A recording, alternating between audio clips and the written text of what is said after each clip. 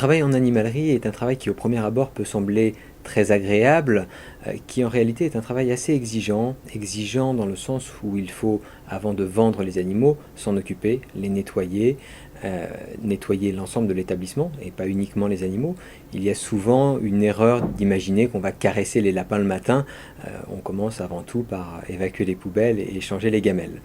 L'amour des animaux est un des moteurs de l'animalerie, mais il ne doit pas occulter le fait que c'est avant tout une activité commerciale et que les animaux sont là pour être vendus. Ils peuvent être vendus avec respect, ils peuvent être vendus avec passion, mais le terme amour est un terme qui est un petit peu fort pour une activité professionnelle. Le travail en animalerie va permettre à différentes personnalités de s'affirmer. Il y a évidemment un sens commercial nécessaire, un contact avec la clientèle qui doit permettre une certaine pédagogie, permettre de faire passer un message. Il y a une responsabilité dans le fait de vendre des animaux, et donc on doit être capable de discerner un petit peu les besoins, les attentes.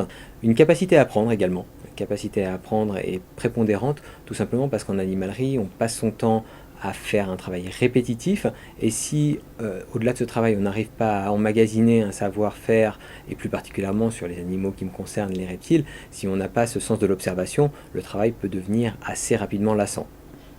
Les grilles de rémunération en animalerie sont assez proches du SMIC. C'est un métier où on commence généralement en bas de l'échelle. Les capacités d'évolution sont beaucoup plus liées aux capacités de la personne à manager qu'à ses capacités de vendeur en réalité. Donc l'animalerie n'est pas un métier très rémunérateur.